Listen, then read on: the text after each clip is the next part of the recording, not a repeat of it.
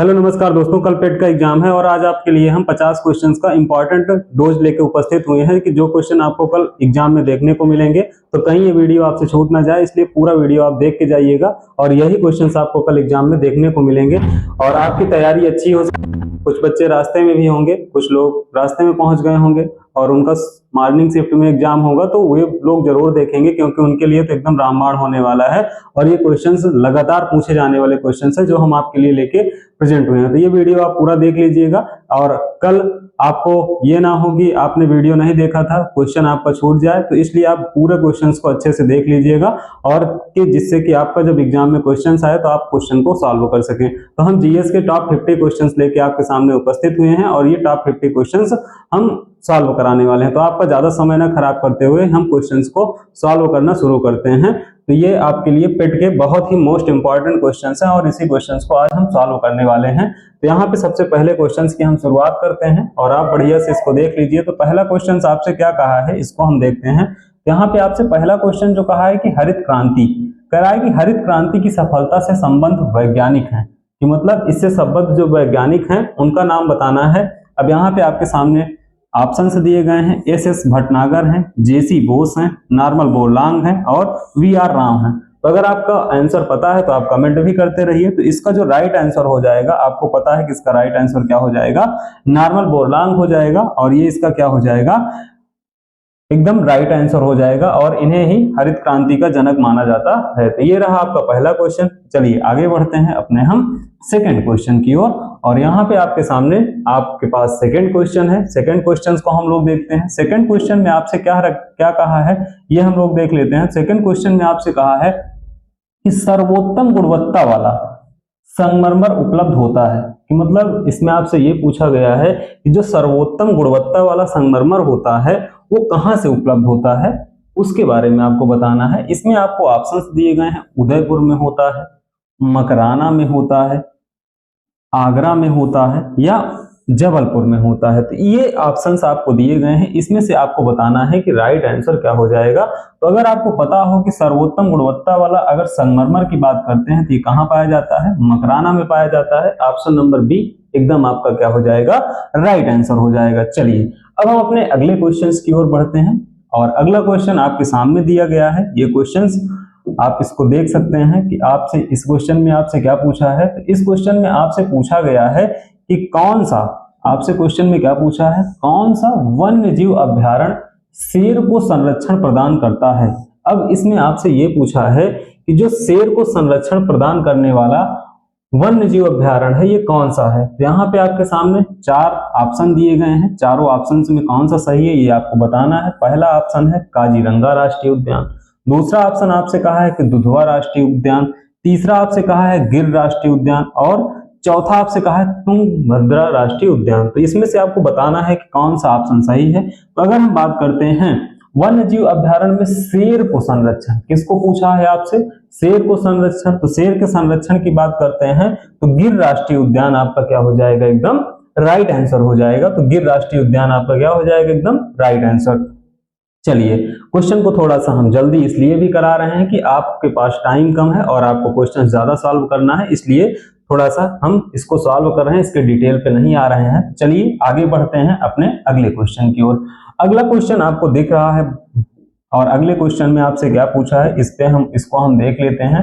तो अगले क्वेश्चन में आपसे पूछा क्या गया है, अगले क्वेश्चन में आपसे पूछा है फिट्स इंडिया एक्ट। आपसे क्या पूछा गया है, फिट्स इंडिया एक्ट के बारे में पूछा गया है। के अंतर्गत निम्न में से किसे स्थापित किया गया, फिट्स इंडिया एक्ट के अंतर्गत निम्न में से किसे स्थापित किया गया, निर्देशों की अदालत इसको स्थापित किया गया या नियंत्रण बोर्ड की स्थापना की गई या राजस्व बोर्ड की स्थापना या अस्थायी परिषद। अब आपको इसमें से कमेंट करके बताना है कि कौन सा इसमें से सही है। तो इसमें अगर बात करते हैं फिट्स इंडिया एक्ट की बात करते हैं तो नियंत्रण बोर्ड जो होगा वो आपका एकदम क्या हो जाएगा, एकदम राइट आंसर हो जाएगा। तो आप लगातार क्वेश्चंस को देख रहे हैं और अगर अभी तक आपने लाइक नहीं किया तो वीडियो को लाइक कर दीजिए और चैनल को सब्सक्राइब कर लीजिए। चलिए आगे बढ़ते हैं अपने अगले क्वेश्चन की ओर, क्वेश्चन नंबर 5 की ओर बढ़ते हैं और हम लोग यहाँ पे देखने वाले हैं क्वेश्चन नंबर 5। तो क्वेश्चन नंबर 5 आपके सामने है। क्वेश्चन नंबर 5 में आपसे क्या पूछा है, क्वेश्चन नंबर 5 में आपसे पूछ रखा है कि भारत में पहली बार क्या पूछा है कि भारत में पहली बार सन 1853 में किस स्थान से रेल यात्रा प्रारंभ की गई थी। तो अगर इसकी डेट की बात करते हैं तो बहुत ही मोस्ट इंपॉर्टेंट क्वेश्चन है और ये एग्जाम में हमेशा पूछा जाने वाला क्वेश्चन है। तो यहाँ पे बात करते हैं तो आपको अगर ये डेट याद हो, 16 अप्रैल, कब की बात है, 16 अप्रैल 1853, 16 अप्रैल 1853 में रेल यात्रा प्रारंभ की गई थी। और ये कहां से की गई थी, चार ऑप्शन है, कोलकाता, मुंबई, मद्रास, गोवा, इसमें से कौन सा सही है। तो आपको पता है कि मुंबई से ठाणे के लिए, कहां से, मुंबई से ठाणे के लिए पहली बार रेल चलाई गई थी। और कब ये चली थी, 16 अप्रैल 1853 को। ये आपका एकदम क्या हो जाएगा, ये आपका एकदम राइट आंसर हो जाएगा। बाकी ये तीनों आपके क्या हो जाएंगे, कोई ऑप्शन आपके गलत हो जाएंगे। तो ये मोस्ट इंपॉर्टेंट है, बहुत बार क्वेश्चन आया हुआ है। चलिए आगे बढ़ते हैं अगले क्वेश्चन की ओर और हम लोग अगला क्वेश्चन देखते हैं। तो अगला क्वेश्चन आपके सामने है। अगले क्वेश्चन में आपसे कहा है कि गांधी जी ने किस आंदोलन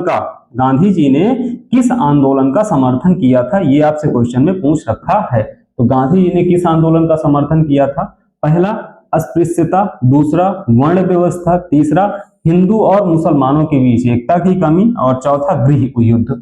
अब इसमें से आपको चारों ऑप्शंस में से बताना है कि आपका कौन सा ऑप्शन सही है। तो अगर यहाँ पे हम बात करते हैं कि गांधी जी ने किस आंदोलन का समर्थन किया था, तो अस्पृश्यता का अंत हो, इसका गांधी जी ने क्या किया था, समर्थन किया था। तो ये इसमें ऑप्शन नंबर ए क्या हो जाएगा, आपका एकदम राइट आंसर हो जाएगा। चलिए आगे बढ़ते हैं अपने अगले क्वेश्चन की ओर। और अगला क्वेश्चन आपसे क्या कहा है, अगले क्वेश्चन में आपसे कहा है कि जलियांवाला बाग, आपसे क्या क्वेश्चन में कहा है, आपसे क्वेश्चन में कहा है कि जलियांवाला बाग हादसे में कौन सा ब्रिगेडियर संबंध था। मतलब कि जब जलियांवाला बाग हादसा हुआ या कांड हुआ तो उसमें कौन सा ब्रिगेडियर था। चार ऑप्शन है, जनरल हैरिस थे, जनरल डायर थे, कर्नल वेल्सेल थे और आर्थर वेल्सले थे। इसमें से आपको बताना है कि कौन सा ऑप्शन सही है। तो ये भी आपका मोस्ट इंपॉर्टेंट क्वेश्चन है, लगभग सभी एग्जामों में ये आपको क्वेश्चन मिलता रहता है। ये क्वेश्चन का जो राइट आंसर हो जाएगा क्या हो जाएगा, जनरल डायर। जनरल डायर क्या हो,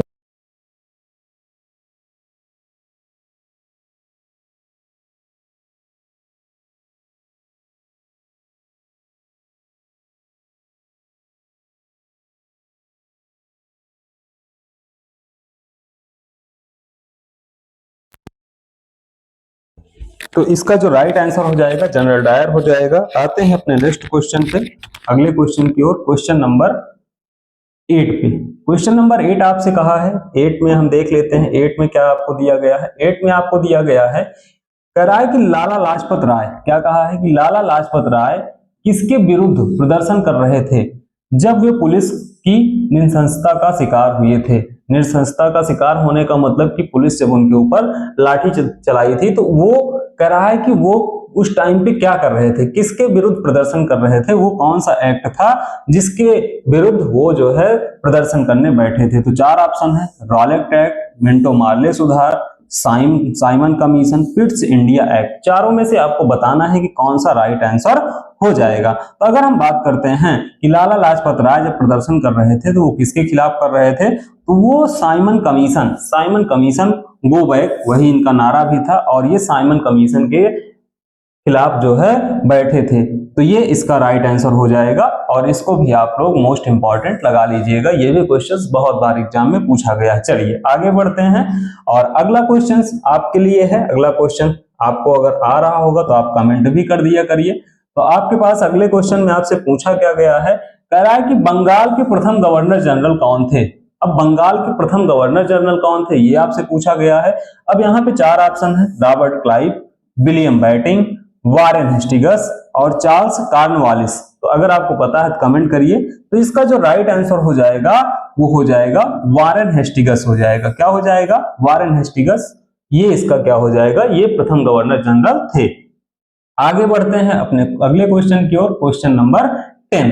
क्वेश्चन नंबर 10 देखते हैं। क्वेश्चन नंबर 10 भी आपका अच्छा क्वेश्चन है और ये भी इंपॉर्टेंट क्वेश्चन है, ये भी बहुत बार एग्जाम में पूछा गया है। इसमें आपसे कहा है कि दीन ए इलाही, आपसे क्या कह रहा है कि दीन ए इलाही एक नया धर्म निम्नलिखित में से किसके द्वारा शुरू किया गया। तो ये कौन सा धर्म है, दीन ए इलाही, और इसको पूछा है कि ये नया धर्म किसके द्वारा शुरू किया गया है। अब इसमें चार ऑप्शन है, एक तो हुमायूं है, जहांगीर है, अकबर है, शाहजहां है। तो यहाँ पे जो राइट आंसर हो जाएगा वो आपका राइट आंसर हो जाएगा अकबर। तो इसमें जो दीन ए इलाही को शुरू करने वाले थे वो कौन थे? अकबर थे। तो ये क्वेश्चन भी आपको अच्छे समझ में आया होगा। हम लोग आगे बढ़ते हैं अपने नेक्स्ट क्वेश्चन की ओर, क्वेश्चन नंबर 11 की ओर, और हम लोग 11 नंबर क्वेश्चन को देखने वाले हैं। क्वेश्चन नंबर 11 में आपसे कहा है कि वर्तमान में दौलताबाद, आपसे क्या कहा है कि वर्तमान में दौलताबाद जहां मोहम्मद बिन तुगलक ने दिल्ली से राजधानी को स्थानांतरित किया था, किसके समीप स्थित है? मतलब कि इसमें यह कहा गया है कि दौलताबाद जो है उसको मोहम्मद बिन तुगलक ने दिल्ली से राजधानी को स्थानांतरित किया था, किसके पास स्थित है? मैसूर के पास, औरंगाबाद के पास, निजामाबाद के पास या भोपाल के पास। तो इसका जो राइट आंसर हो जाएगा वो औरंगाबाद हो जाएगा। औरंगाबाद आपका एकदम राइट आंसर हो जाएगा। तो ये आपके बहुत मोस्ट इंपॉर्टेंट क्वेश्चंस है जो आपके लिए ले आए गए हैं। तो सारे क्वेश्चंस आप देख लीजिए जिससे कि आपको कल एग्जाम में कोई प्रॉब्लम ना हो। चलिए आगे बढ़ते हैं। आगे आपसे कहा है कि ब्रह्म समाज के संस्थापक कौन थे? यहाँ पे भी आपके सामने 4 ऑप्शन दिए गए हैं। स्वामी दयानंद सरस्वती, ईश्वर चंद्र विद्यासागर, राजा राम मोहन राय, स्वामी विवेकानंद। चारों में से आपको बताना है सही आंसर कौन होगा। तो अगर हम बात करते हैं ब्रह्म समाज की, तो ब्रह्म समाज के संस्थापक कौन थे? राजा राम मोहन राय। एकदम इसका क्या हो जाएगा? Right answer. चलिए आगे बढ़ते हैं और आपसे अगला क्वेश्चन यहाँ पे दिया गया है। अगले क्वेश्चन में आपसे क्या पूछा है? अगले क्वेश्चन में आपसे पूछा है दिद्दा नाम की रानी, दिद्दा नाम की रानी ने भारत के किस भाग पर 980 से 1003 ईस्वी तक शासन किया था? तो अगर हम बात करते हैं महारानी दिद्दा, महारानी दिद्दा की बात करते हैं, उन्होंने किस पर राज्य किया था? अवध पर, कश्मीर पर, सिंध पर, बंगाल पर। तो महारानी दिद्दा की बात करते हैं तो उन्होंने कश्मीर पर राज किया था। कहां पर राज किया था? कश्मीर में राज किया था। चलिए आगे बढ़ते हैं अपने अगले क्वेश्चन की ओर, और अगला क्वेश्चन भी बढ़िया क्वेश्चन है। अगले क्वेश्चन में आपसे पूछा क्या गया है, ध्यान से आप देखिए। अगले क्वेश्चन में आपसे पूछ रखा है कि राष्ट्रपति की मृत्यु होने पर, पॉलिटी से आपसे क्वेश्चन उठाया गया है, कह रहा है कि राष्ट्रपति की मृत्यु होने या इस्तीफा देने पर, दो स्थिति कहा है कि अगर राष्ट्रपति की मृत्यु हो जाए या राष्ट्रपति क्या दे दे? इस्तीफा दे दे। तो कह रहा है इस्तीफा देने पर राष्ट्रपति कार्यालय के कार्यभार का पालन उपराष्ट्रपति कब तक करता रहेगा? अगर कभी ऐसी स्थिति आती है कि राष्ट्रपति की मृत्यु हो जाए या राष्ट्रपति इस्तीफा दे दे तो उसके स्थान पर उपराष्ट्रपति कब तक काम करेगा? ऑप्शन देख लेते हैं। उर्वरित हुए कार्यकाल तक का मतलब कि जैसे जब तक कोई नहीं आता है नया तब तक चलेगा, या अधिकतम 1 वर्ष की अवधि तक, या अधिकतम 6 महीने की अवधि तक, या अधिकतम 4 महीने की अवधि तक। तो अगर हम बात करते हैं कि राष्ट्रपति की मृत्यु हो जाए या इस्तीफा दे देता है तो जो उपराष्ट्रपति होता है अधिकतम 6 महीने की अवधि तक, अधिकतम 6 महीने की अवधि तक क्या करता है? उसका कार्यभार उपराष्ट्रपति देखता है। तो ये इसका क्या हो जाएगा? ऑप्शन नंबर सी एकदम राइट आंसर। चलिए आगे बढ़ते हैं अगले क्वेश्चन की ओर। अगला क्वेश्चन आपके सामने है। अगले क्वेश्चन में आपसे कहा है कि निम्नलिखित में से कौन सा विधेयक राज्यसभा 7 से पहले प्रस्तुत नहीं किया जा सकता है? राज्यसभा से पहले प्रस्तुत नहीं किया जा सकता है। अब इसमें यह बताना है कि राज्यसभा से पहले कौन सा विधेयक प्रस्तुत नहीं किया जा सकता है। नंबर 1 धन विधेयक, नंबर 2 उच्चतम न्यायालय या राज्य न्यायालय पालिका के अधिकारों से संबंधित विधेयक, नंबर 3 युद्ध अथवा बाह्य आक्रमण के कारण उत्पन्न आपातकालीन स्थिति घोषित करने वाला विधेयक, नंबर 4 राज्य को आपात नियमों के अधीन लाने वाला विधेयक। अगर हम बात करते हैं कि राज्यसभा में बात करते हैं तो प्रस्तुत नहीं किया जा सकता किसको? धन विधेयक को। किसको नहीं प्रस्तुत कर सकते? धन विधेयक को, क्योंकि धन विधेयक को पहले कहां प्रस्तुत करना पड़ेगा? लोकसभा में। तो आपको समझ में आ गया होगा। इसका जो राइट आंसर हो जाएगा वो ऑप्शन नंबर ए एकदम क्या हो जाएगा? Right answer. चलिए आगे बढ़ते हैं क्वेश्चन नंबर 16 की ओर, और क्वेश्चन नंबर 16 हम देखते हैं। क्वेश्चन नंबर 16 में आपसे क्या कहा है? आपसे कहा है कि वर्ग रहित समाज की संकल्पना किसने की थी? वर्ग रहित समाज, किसकी बात आपसे पूछा है? वर्ग रहित समाज की। यहाँ पे 4 ऑप्शन है, Karl Marx, John Ruskin, Lenin, Adam Smith. तो किसने किया था? अगर इसकी बात करते हैं तो वर्ग समाज की जो संकल्पना की थी उसको कार्ल मार्क्स ने किया था। किसने किया था? कार्ल मार्क्स ने किया था। ये एकदम इसका राइट आंसर हो जाएगा। अगले क्वेश्चन की ओर बढ़ते हैं। अगला क्वेश्चन आपसे पूछा गया है कि वित्त आयोग की स्थापना किसके द्वारा हुई थी? वित्त आयोग की स्थापना किसके द्वारा होती है? प्रधानमंत्री के द्वारा होती है, राष्ट्रपति के द्वारा, वित्त मंत्रालय के द्वारा, योजना आयोग के द्वारा। तो यहाँ पे जो इसका राइट आंसर हो जाएगा वो क्या हो जाएगा? आपका राष्ट्रपति हो जाएगा। क्या हो जाएगा? राष्ट्रपति। तो वित्त आयोग की स्थापना किसके द्वारा की जाती है? राष्ट्रपति के द्वारा की जाती है। चलिए आगे बढ़ते हैं अगले क्वेश्चन की ओर। अगला क्वेश्चन यहाँ पे आपको दिया गया है। अगले क्वेश्चन में आपको क्या दिया गया है ये आप देखिए। अगले क्वेश्चन में कहा है कि निम्नलिखित में से किनको पदच्युत करने के लिए भारतीय संविधान की कोई विधि प्रदान नहीं करता है? मतलब पद से हटाने के लिए कोई भी अधिकार उस पर काम नहीं करता। राष्ट्रपति पर, उपराष्ट्रपति पर, उच्चतम न्यायालय के न्यायाधीश पर, राज्यपाल पर। इसका जो राइट आंसर हो जाएगा वो क्या हो जाएगा? राज्यपाल। राज्यपाल एकदम क्या हो जाएगा? एकदम इसका राइट आंसर। चलिए आगे बढ़ते हैं अगले क्वेश्चंस की ओर। आपका अगला क्वेश्चन है क्वेश्चन नंबर 19। क्वेश्चन नंबर 19 में आपसे कहा है कि 19 में कि निम्नलिखित में से कौन सा एक राजकोष नीति का यंत्र नहीं है? कौन सा एक राजकोष नीति का यंत्र नहीं है? 4 ऑप्शन है, कराधान, लोक ऋण, जन व्यय, क्रेडिट रशनिंग। तो अगर बात करते हैं क्रेडिट रशनिंग की बात करते हैं तो ये क्या है? राजकोष नीति का यंत्र नहीं है। बाकी ये सारे राजकोष नीति के यंत्र हैं। चलिए आगे क्वेश्चन की ओर बढ़ते हैं क्वेश्चन नंबर 19 पे। और क्वेश्चन नंबर 19 को हम देखते हैं। क्वेश्चन नंबर 19 में आपसे क्या कहा है? क्वेश्चन नंबर 19 में आपसे कहा है कि स्वरूप में अप्रत्यक्ष होते हैं। किसमें? स्वरूप में अप्रत्यक्ष होते हैं। कौन कौन से? ह्रासमान आरोही, क्रम ह्रासमान, क्रम वर्धमान और समानुपातिक। तो इकोनॉमिक्स का आपसे क्वेश्चन पूछा है तो इसका जो आंसर हो जाएगा क्रम वर्धमान। क्या हो जाएगा? क्रम वर्धमान एकदम राइट आंसर हो जाएगा। ये क्वेश्चन भी इंपॉर्टेंट है, बहुत बार एग्जाम में आया हुआ है तो इसको आप ध्यान से देख लीजिए। आते हैं अपने अगले क्वेश्चन की ओर। अगला क्वेश्चन देखते हैं। अगले क्वेश्चन में आपसे क्या कहा है? अगले क्वेश्चन में आपसे कह रखा है कि राष्ट्रीय, क्या कहा है? राष्ट्रीय संदर्भ में निम्नलिखित में से बृहत दृष्टिकोण को दर्शाता है। किसको दर्शाता है?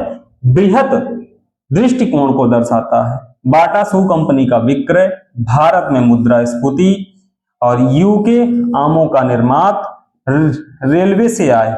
मतलब इसमें हमसे पूछा है कि बृहत दृष्टिकोण को दर्शाता है। तो इसमें अगर जो राइट आंसर हो जाएगी वो हो जाएगा भारत में मुद्रास्फीति। ये इसका क्या हो जाएगा? एकदम राइट आंसर हो जाएगा। चलिए अपने अगले क्वेश्चन की ओर बढ़ते हैं। अगला क्वेश्चन आपसे पूछा क्या गया है देख लेते हैं। अगला क्वेश्चन आपसे पूछा गया है कि जब किसी वस्तु, क्या पूछा गया है? जब किसी वस्तु का उत्पादन 1 यूनिट किया जाता है, जब किसी वस्तु का उत्पादन क्या किया जाता है? 1 यूनिट किया जाता है तो कुल लागत में होने वाला क्या कहलाता है?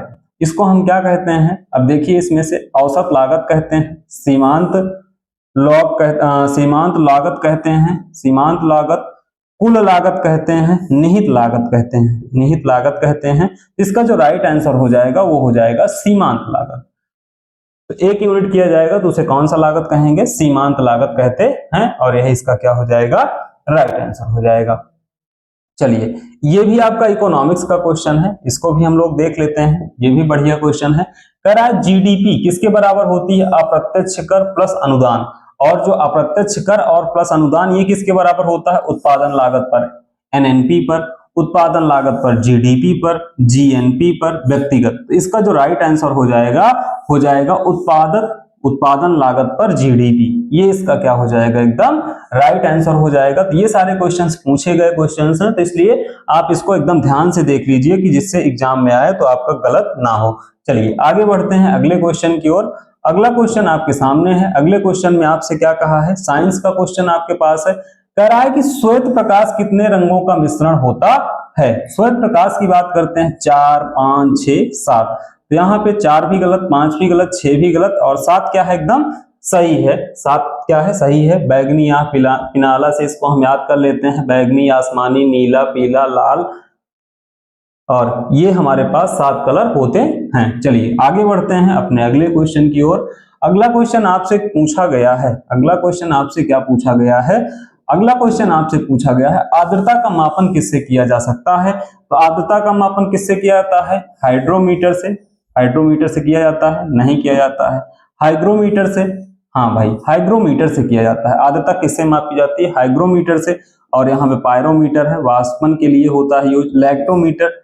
लैक्टोमीटर है, ये भी इंपॉर्टेंट है, ये दूध के लिए मापने के लिए यूज करते हैं, ये भी इंपॉर्टेंट है। लेकिन यहाँ पे जो राइट आंसर हो जाएगा वो क्या हो जाएगा, हाइग्रोमीटर एकदम इसका राइट आंसर हो जाएगा।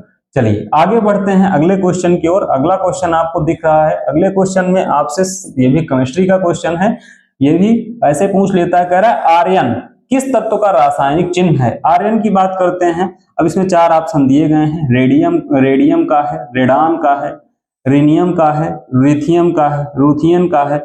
यहाँ पे जो आर्यन की बात करते हैं उसको हम क्या कहते हैं, रेडान कहते हैं। क्या कहते हैं, रेडान। इसका राइट आंसर क्या हो जाएगा, रेडान हो जाएगा। आगे बढ़ते हैं अपने अगले क्वेश्चन की ओर। अगला क्वेश्चन आपके सामने है। अगले क्वेश्चन में आपसे क्या पूछा है, अगले क्वेश्चन में पूछा है कि निम्न में से कौन सा एक ठोस स्नेहक है। कैसा स्नेहक है, ठोस स्नेहक है। इंडियम, जर्मेनियम, गंधक, ग्रेफाइट। तो अगर हम बात करते हैं ठोस स्नेहक की बात करते हैं तो आपका जो राइट आंसर हो जाएगा वो हो जाएगा ग्रेफाइट। क्या हो जाएगा, ग्रेफाइट एकदम राइट आंसर। आगे बढ़ते हैं अगले क्वेश्चन की ओर। आपके सामने अगला क्वेश्चन दिया गया है। अगले क्वेश्चन में आपसे क्या पूछा है, अगले क्वेश्चन में आपसे पूछ रखा है कि निम्नलिखित में से, आपसे क्या पूछा है, निम्नलिखित में से कौन सा एक रेसो प्रोटीन है, रेसो प्रोटीन है, ये क्वेश्चन आपसे पूछा है। तो यहाँ पे आपके पास ऑप्शंस दिए गए हैं, हीमोग्लोबिन, एल्बुमिन, किरेटिन, एंजाइम। अगर आपको पता है तो आप आंसर कमेंट करिए। इसका जो राइट आंसर हो जाएगा वो क्या हो जाएगा, किरेटिन। क्या हो जाएगा, किरेटिन एकदम इसका राइट आंसर। आगे बढ़ते हैं अगले क्वेश्चन की ओर, क्वेश्चन नंबर 28 की ओर। क्वेश्चन नंबर 28, क्वेश्चन नंबर 28 में कहा है किस नगर में 2 रेलवे जोन का मुख्यालय है। किस नगर में 2 रेलवे जोन का मुख्यालय है। यहाँ पे कोलकाता, मुंबई, ए और बी दोनों, उपयुक्त में से कोई नहीं। तो यहाँ पे बात करते हैं कोलकाता, इनमें से ए और बी दोनों हो जाएगा। कोलकाता और मुंबई दोनों में 2 रेलवे जोन का मुख्यालय है। तो ये आपका क्या हो जाएगा, एकदम राइट आंसर हो जाएगा ऑप्शन नंबर सी। चलिए आगे बढ़ चलते हैं, अगला भी क्वेश्चन, आगे क्वेश्चन देखते हैं। हमारे पास 50 क्वेश्चंस हैं और 50 क्वेश्चंस को हम बहुत जल्दी कवर करने वाले हैं। तो यहाँ पे इस क्वेश्चन में आपसे क्या पूछा है, इसमें पूछा है कि हिमालय की सबसे ऊंची चोटी पर पहुंचने वाला प्रथम भारतीय महिला। आपसे क्या पूछा है कि हिमालय की चोटी पर पहुंचने वाली प्रथम भारतीय महिला थी। पहला बछेंद्री पाल, जुगु तबेई, शेरपा तेंजिंग, कुमारी संतोष यादव। यहाँ पे जो इसका राइट आंसर हो जाएगा वो हो जाएगा बछेंद्री पाल। क्या हो जाएगा, बछेंद्री पाल। बछेंद्री पाल इसका क्या हो जाएगा, एकदम राइट आंसर हो जाएगा। चलिए आगे बढ़ते हैं अगले क्वेश्चंस की ओर। अगला क्वेश्चन हम देखते हैं, अगला क्वेश्चन क्या है, ठीक है अगले क्वेश्चन की ओर बढ़ते हैं। अगला क्वेश्चन आपसे पूछा है राग कामेश्वरी की रचना किसने की थी। हिंदी से क्वेश्चन है, हिंदी से भी क्वेश्चन पूछे जाते हैं। तो राग कामेश्वरी की रचना किसने की थी। उस्ताद अमजद अली खान, उदय शंकर, और दिए गए विकल्पों में से कोई नहीं, पंडित रविशंकर। तो राग कामेश्वरी की बात करते हैं तो ये किसकी रचना थी, पंडित रविशंकर जी की थी। किसकी थी, पंडित रविशंकर जी की थी। चलिए आगे बढ़ते हैं अगले क्वेश्चन की ओर। अगला क्वेश्चन आपके सामने है। अगले क्वेश्चन में आपसे क्या पूछा है देख लेते हैं। अगले क्वेश्चन में पूछा है कि निम्नलिखित में से किस नेता का जन्म दिवस भारत में शिक्षक दिवस के रूप में मनाया जाता है। तो आज 5 सितंबर है और आज ही शिक्षक दिवस भी है और ये क्वेश्चन करंट में आपसे पूछ सकता है, इसलिए इस क्वेश्चन को इन्वॉल्व किया गया है। तो यहाँ पे इसका जो राइट आंसर हो जाएगा वो डॉक्टर एस राधाकृष्णन हो जाएगा। राधाकृष्णन एकदम इसका क्या है, राइट आंसर है। ये लाला लाजपत राय गलत है, राजगोपालाचार्य भी और राजेंद्र प्रसाद गलत है, जबकि एस राधाकृष्णन एकदम सही है। आपका कल एग्जाम है, कल परसों, तो फिर करंट के क्वेश्चन में ये क्वेश्चन आपको बन सकता है, इसलिए इस क्वेश्चन को इन्वॉल्व किया गया। चलिए आगे बढ़ते हैं अगले क्वेश्चन की ओर और अगले क्वेश्चन को देखते हैं। अगला क्वेश्चन आपसे पूछा गया है, अगले क्वेश्चन में आपसे क्या पूछा है, राष्ट्रीय सफाई कर्मचारी आयोग की स्थापना कब हुई थी। सफाई कर्मचारी आयोग की स्थापना इसमें आपसे पूछा है 1993, 94, 95, 96। तो अगर बात करते हैं सफाई कर्मचारी आयोग की स्थापना तो 1994 में की गई थी। कब की गई थी, 1994 में की गई थी। ये क्वेश्चन भी पूछा हुआ क्वेश्चन है। चलिए आगे बढ़ते हैं अगले क्वेश्चन की ओर। अगला क्वेश्चन आपसे क्या पूछा है? अगला क्वेश्चन आपसे पूछ रखा है कि दादा साहब फाल्के पुरस्कार सर्वप्रथम किसे मिला था? कौन सा क्वेश्चन आपसे पूछा है कि दादा साहब फाल्के पुरस्कार श्रीमती देविका रानी को, श्रीमती काड़न देवी, BN सरकार, पृथ्वीराज कपूर। तो यहाँ पे अगर बात करते हैं दादा साहब फाल्के पुरस्कार पाने वाले पहले व्यक्ति, तो पहले जो व्यक्ति थे वो थे श्रीमती देविका रानी। तो किसको मिला था? श्रीमती देविका रानी को मिला था। चलिए आगे बढ़ते हैं अगले क्वेश्चन की ओर। अगला क्वेश्चन यहाँ पे आपको दिया गया है। क्वेश्चन में आपसे पूछा है कि संयुक्त राष्ट्र महासभा का अध्यक्ष चुना जाने वाला एकमात्र भारतीय कौन था? संयुक्त राष्ट्र महासभा, बहुत ही अच्छा क्वेश्चन है। संयुक्त राष्ट्र महासभा के बारे में पूछा है। विजय लक्ष्मी पंडित थी, VK कृष्ण मेनन थे, जवाहरलाल नेहरू थे, राजेश्वर दयाल। तो अगर हम बात करते हैं संयुक्त राष्ट्र महासभा, तो इसका जो अध्यक्ष पहला चुना गया था वो विजय लक्ष्मी पंडित को चुना गया था, जो कि ऑप्शन नंबर ए एकदम राइट आंसर है। चलिए आगे बढ़ते हैं अपने नेक्स्ट क्वेश्चन की ओर। नेक्स्ट क्वेश्चन आप सामने दिख रहा है। अगले क्वेश्चन में आपसे क्या पूछा है? अगले क्वेश्चन में आपसे पूछा है संसाधनों के अधिक उपयोग। आपसे क्या पूछा है? संसाधनों के अधिक उपयोग को लोक त्रासदी कहा जाता है। क्या कहा जाता है? लोक त्रासदी कहा जाता है। इसका प्रतिपादन किसने किया था? गैरेट हार्डिन ने, सेलिगमन ने, एडोल्फ वाग्नेर ने, AP लर्नर ने। इसका जो राइट आंसर हो जाएगा वो इसका राइट आंसर हो जाएगा गैरेट हार्डिन। गैरेट हार्डिन इसका क्या हो जाएगा? एकदम राइट आंसर हो जाएगा। चलिए आगे बढ़ते हैं अपने अगले क्वेश्चन की ओर। अगला क्वेश्चन यहाँ पे देखते हैं। अगला क्वेश्चन आपसे को इकोनॉमिक्स से पूछा गया है। कह रहा है कि अर्थशास्त्र में जो नोबेल पुरस्कार किसने स्थापित किया था? अर्थशास्त्र का जो नोबेल पुरस्कार है किसने स्थापित किया था? यहाँ पे 4 ऑप्शन है। अल्फ्रेड नोबेल, स्वीडन का सेंट्रल बैंक नोबेल समिति, विश्व बैंक। जो नोबेल पुरस्कार है उसको किसने स्थापित किया है? मतलब कौन उसको देता है? इसको जो देता है वो स्वीडन का सेंट्रल बैंक देती है। कौन देता है? स्वीडन का सेंट्रल बैंक। तो ऑप्शन नंबर बी एकदम आपका क्या हो जाएगा? राइट आंसर हो जाएगा। चलिए आगे बढ़ते हैं अपने अगले क्वेश्चन की ओर। क्वेश्चन नंबर 37 और पूरा क्वेश्चन देख लीजिए, जिससे कि आपके एग्जाम में अच्छा से एग्जाम हो जाए और अच्छे क्वेश्चन सब इसमें से आएंगे और ये लगातार पूछे जाने वाले क्वेश्चन हैं। तो क्वेश्चन नंबर 37 में आपसे कहा है परमाणु ऊर्जा आयोग का गठन। आपसे क्या पूछा है? परमाणु ऊर्जा आयोग का गठन अगस्त 1948 में, अक्टूबर 1955 में, दिसंबर 1962 में, सितंबर 1965 में। अगर आपको पता है तो कमेंट भी करिए। तो यहाँ पे जो इसका राइट हो जाएगा आंसर अगस्त 1948 में एकदम इसका राइट आंसर। चलिए आगे बढ़ते हैं अपने नेक्स्ट क्वेश्चन की ओर और अगला क्वेश्चन आपको दिख रहा है। नेक्स्ट क्वेश्चन हम ध्यान से पढ़ते हैं। क्या कहा है? कह रहा है कि अंतरराष्ट्रीय महिला दिवस 2020 के अवसर पर प्रधानमंत्री मोदी के ट्विटर अकाउंट पर अपनी जीवन यात्रा साझा करने वाली महिलाओं का निम्नलिखित में से कौन सा मिलान गलत है? मतलब कौन सा गलत है? आरिफा जम्मू कश्मीर सही है, कल्पना रमेश हैदराबाद ये भी सही है, कलावती देवी वाराणसी ये गलत है आपका। तो ऑप्शन नंबर सी ये आपका क्या है? ये आपका गलत है। वीणा देवी मुंगेर ये भी सही है। तो यहाँ पे जो इसका राइट आंसर हो जाएगा वो कौन सा हो जाएगा? ये ऑप्शन नंबर सी वाला एकदम सही हो जाएगा। चलिए आगे बढ़ते हैं अपने नेक्स्ट क्वेश्चन की ओर। नेक्स्ट क्वेश्चन इसमें आपसे पूछा गया है कि देश के तीसरी महिला डाकघर का उद्घाटन कहाँ किया गया था? तीसरे महिला डाकघर का। अब यहाँ पे 4 ऑप्शन है, नई दिल्ली, मुंबई, कोलकाता, चेन्नई। तो यहाँ पे जो राइट आंसर हो जाएगा वो नई दिल्ली हो जाएगा। नई दिल्ली आपका एकदम राइट आंसर। आगे बढ़ते हैं अपने नेक्स्ट क्वेश्चन की ओर। अगला क्वेश्चन आपसे पूछा है कि किस राज्य सरकार ने कौशल शतरंग युवा हब तथा प्रशिक्षण योजना प्रारंभ की है? बिहार, झारखंड, उत्तर प्रदेश, मध्य प्रदेश। इसका जो राइट आंसर हो जाएगा वो आपका क्या हो जाएगा? उत्तर प्रदेश। चलिए आगे बढ़ते हैं अगले क्वेश्चन की ओर। अगले क्वेश्चन में आपसे क्या पूछा है? आपसे पूछा गया है कि किस राज्य ने लोगों को सरकारी स्वास्थ्य योजनाओं की जानकारी देने के लिए हर प्राथमिक स्वास्थ्य केंद्र पर आरोग्य मित्र नियुक्त किया? क्या नियुक्त किया गया? आरोग्य मित्र नियुक्त किया जाने की घोषणा की है। उत्तर प्रदेश, राजस्थान, बिहार, झारखंड। तो राइट आंसर क्या हो जाएगा आपका? उत्तर प्रदेश। उत्तर प्रदेश एकदम इसका क्या हो जाएगा? Right answer. चलिए अगले क्वेश्चन की ओर बढ़ते हैं, क्वेश्चन नंबर 42 की ओर।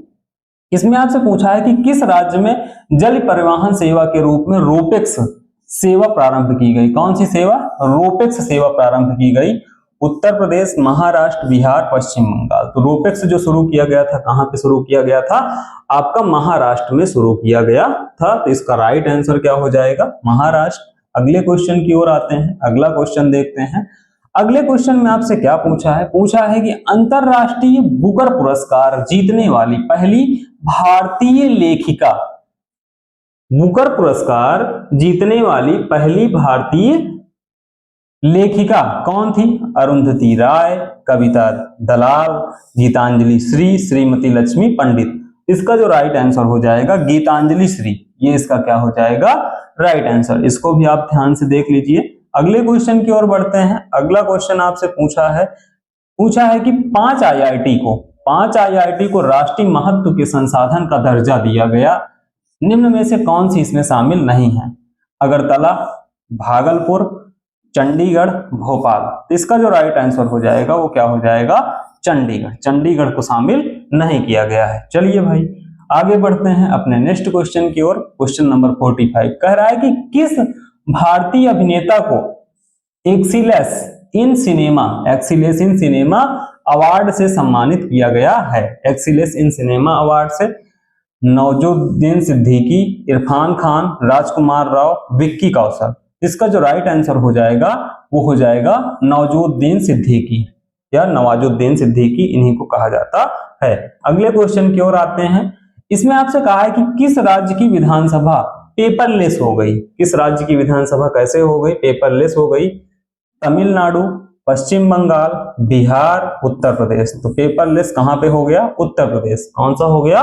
उत्तर प्रदेश एकदम राइट आंसर है। आगे बढ़ते हैं क्वेश्चन नंबर 49 देखते हैं। यहां पे आपसे कहा है कि भारत और कौन से देश ने वाराणसी में skill India international centre, skill India international की स्थापना पर हस्ताक्षर किया? वियतनाम, यूएई, कतर, तुर्की। तो इसका जो राइट आंसर हो जाए वो क्या हो जाएगा?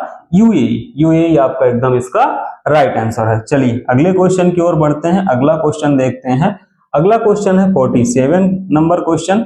47 नंबर में पूछा है, कह रहा है कि नौजवान भारत सभा किसने स्थापित की थी? नौजवान भारत सभा बीसी पाल, जी सुब्रमण्यम अय्यर, सरदार भगत सिंह, रुक्मणी लक्ष्मीपत। इसका जो राइट आंसर हो जाएगा सरदार भगत सिंह।